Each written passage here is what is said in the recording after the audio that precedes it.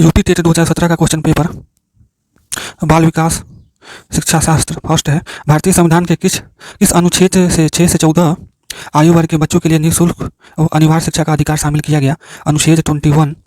दूसरा, ग्रेसमर ने व्यक्ति को निम्न में से किस प्रमुख प्रकार से वर्गीकृत किया है? कृष्णकाय, सुडोलकाय, गोलकाय, ये सभी होगा। तीसरा, टीटी के उद्देश्य निम्न में से किसका मापन है?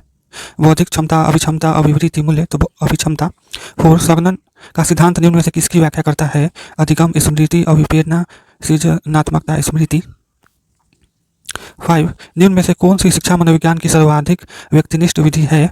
अंतर्दर्शन। एल्बर्ट बंडूरा निम्न में से किससे संबंधित है? सामाजिक अधिगम सिद्धांत। 7, अधिगम वक्र के पठार बनता है थकान के कारण। 8, दर्पण चित्र परीक्षण किसको मापने प्रयुक्त होता है? अधिगम अंतरण।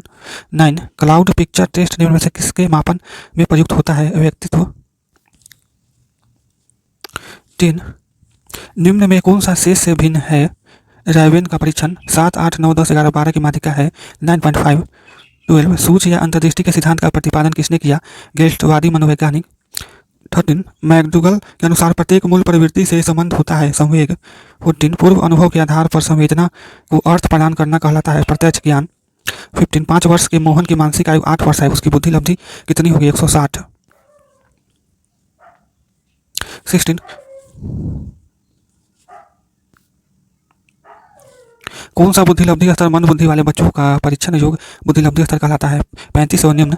रॉर्सचार्क इंक ब्लड टेस्ट का प्रयोग निम्न में से किसके मापन हेतु किया जाता है? व्यक्तित्व।